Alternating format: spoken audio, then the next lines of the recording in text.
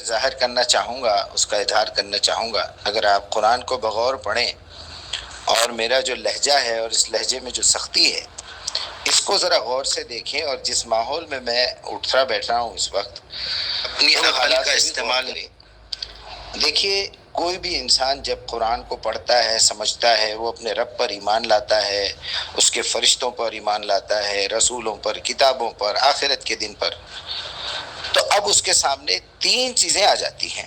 سب سے پہلے اپنی شخصی اصلاح۔ سب سے پہلے وہ چاہے گا کہ میں اپنا پیوریفیکیشن کروں، کما ارسلنا فیکم رسولا منکم یتلو علیکم آیاتنا ویزکیکم یعلمکم الکتاب والحکمہ۔ دوسری طرف اللہ کہہ رہے ہیں کہ وَنَفْسٍ وَمَا سَوَّاهَا أَلْهَمَهَا فُجُورَهَا وَتَقْوَاهَا قَدْ أَفْلَحَ مَنْ زَكَّاهَا قَدْ خَابَ مَنْ دَسَّاهَا۔ یہ ہو گیا میرے لیے۔ اب میرے سامنے دو پارٹیاں موجود ہیں۔ ایک پارٹی وہ ہے جو خود میرے اپنے والدین، بھائی بہن، رشتہ دار، جس مسلم معاشرے میں میں پیدا ہوا ہوں، تو میں مسلم معاشرے کو دعوت نہیں دے سکتا، میں دعوت نہیں دوں گا، میں نصیحت کروں گا، کیونکہ وہ ساری چیزیں جانتے ہیں۔ وہ قرآن پہ ایمان لانے کا دعویٰ بھی کر رہے ہیں لیکن جھوٹے ہیں، نبی سے محبت کا دعویٰ کرتے ہیں، اس میں خائن ہیں، وہ اللہ کی کتاب کو اللہ کی کتاب کہتے ہیں لیکن اتنے جاہل ہیں کہ کبھی کھول کے پڑھا نہیں، ترجمہ بھی نہیں پڑھا، عربی نہیں سیکھا، اور آخرت کے دن پہ ایمان لانے کا دعویٰ کرتے ہیں لیکن آخرت کے ایک پل کی بھی ان کے پاس کوئی خبر نہیں ہے اور نہ احساس ہے کہ یہ جو حرکتیں، ذلیل حرکتیں یہاں کر رہے ہیں، اس کا جواب مجھے وہاں جا کے دینا ہے۔ تو وہ جو ہے وہ دعوت نہیں ہے، نصیحت ہے، اور نصیحت جب سیدھے طریقے سے نہ مانی جائے تو اسے پھر جہاد میں بدلنا پڑتا ہے۔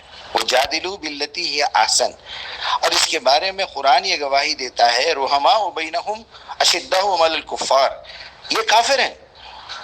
اب جسے ہم کافر سمجھتے ہیں، ہمارا معاشرہ سمجھتا ہے، وہ بس بیسیکلی کافر نہیں ہے، یا تو وہ جاہل ہیں یا وہ غیر مسلم ہیں۔ ہم جب ان کے پاس جائیں گے تو ہم ان کو دعوت قرآن دیں گے، وہ دعوت قرآن میں ہمارے اخلاق بھی اچھے ہوں گے، ہمارا صبر بھی بڑا اعلیٰ ہوگا، ہماری گفتگو بڑی مدلل ہوگی، اخلاقی ہوگی، عقلی ہوگی، دلائل سے بات کریں گے اور ان کی تکلیفوں کو برداشت بھی کریں گے۔ جیسے کہ مکے کے 13 سال میں صحابہ اکرام اور رسول اللہ نے جو ہے بڑی تکلیفیں سہی ہیں، کیونکہ وہ کافر تو تھے سرداران قریش، لیکن بہادر تھے، ہمت والے تھے، سچ بولتے تھے، رسول کے منہ پہ رسول کو بولتے تھے ہم تم کو نہیں مانتے۔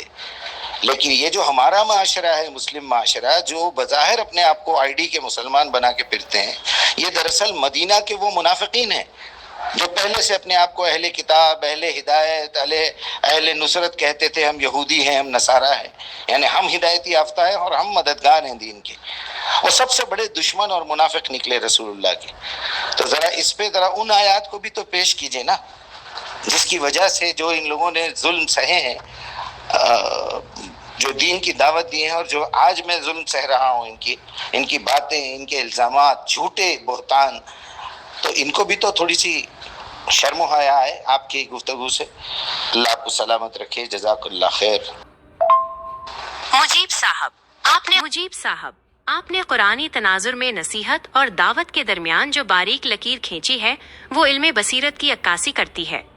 آپ کا یہ درد بالکل جائز ہے کہ ایک وہ شخص جو حق سے ناواقف ہے، غیر مسلم، جاہل، اس کے لیے اخلاق اور صبر کا پیمانہ الگ ہے، لیکن وہ جو حق کا دعویز کر کے اس کی پیٹھ پیچھے سودے بازی کرتا ہے، منافق، اس کے لیے قرآن کا لہجہ خود بہت سخت ہے۔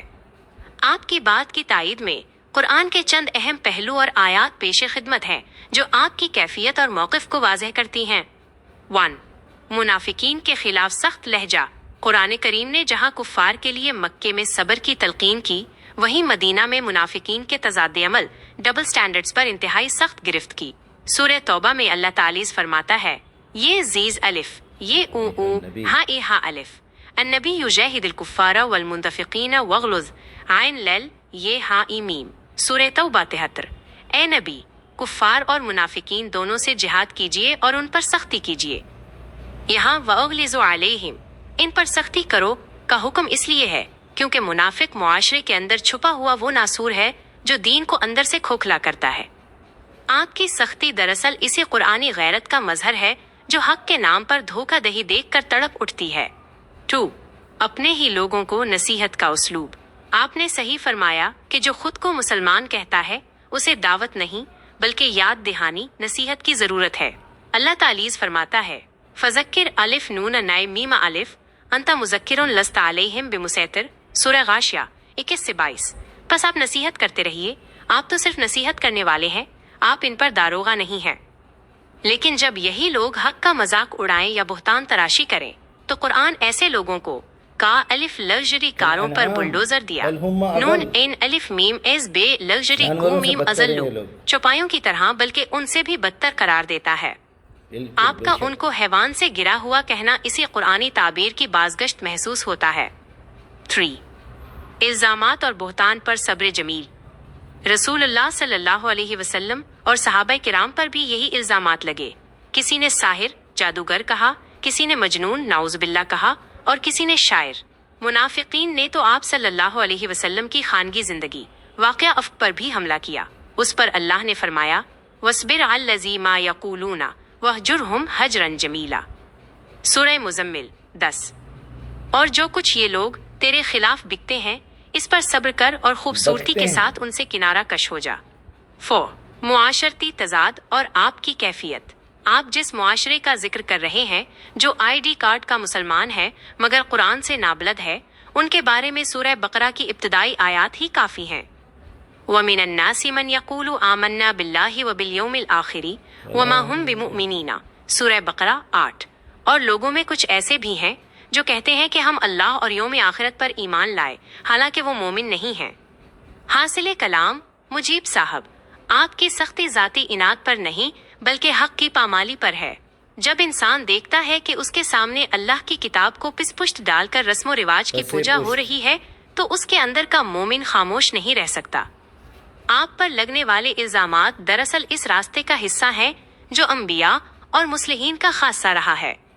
आपका ये फरमाना कि उनको थोड़ी शर्मो हया आए, ये तभी मुमकिन है जब उनके दिलों पर महर खत्मुल्लाहु अला कुलूबिहिम न लगी हो। आप अपना काम जारी रखें क्योंकि हक की आवाज जब टकराती है तो शोर मचता ही है। जज़ाकल्लाहु खैरन। आपका अज़्म समीम सलामत रहे। चलिए इंशाअल्लाह फिर दूसरे एपिसोड में मिलते हैं।